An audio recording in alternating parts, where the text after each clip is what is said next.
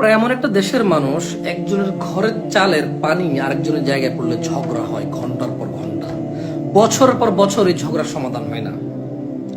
আপন চাস্তো ভাই, আপন মায়ের পেটের ভাইয়ের ঘরের চালের পানি আপন মায়ের পেট ভাইয়ের ঘরের সীমানায় পড়লে এটা নিয়ে ঝগড়া হয়, মারামারি, কোপাকুপি, কাটাকাটি হয়, মামলা পর্যন্ত হয়। অথচ এমন মানুষদের, এমন প্রশাসন গত স্বাধীনতার পর থেকে তারা পেয়েছে, এমন মানুষদের কাছে নিজেদের শাসনভার দিয়েছে, যারা আরেক দেশের পানি শুধু যে সীমানায় পড়ে তারা ভাসিয়ে নিয়ে চলে যায়, কোনো উদ্বেগ নাই, কোনো উদ্বেগ নাই। অবাক বাংলাদেশ। এই আমাদের গ্রামে এমন কোন মহিলা আছে যে ঘরের সালের পানি নিয়ে ঝগড়া করে না? একজন বাদ আসেনি, একজন। ঠিক টিনের ঘরের সালের পানি বলে যে তুমি ঘর দিছো, তোমার সালের পানি আমাদের উঠানে পড়ে আমাদের মাটি ধোয়াই নিয়ে চলে যায়। এই লাগে মারামারি, কাটাকাটি। বলে যে তুমি এখান থেকে পথ রাখো নাই, তুমি গদ দেওয়ার সময় সীমানা করে গদ দিছো, এখন তোমার বৃষ্টির পানি যাওয়ার জন্য তোমার জায়গা রাখো না কেন? ঝগড়া, মারামারি।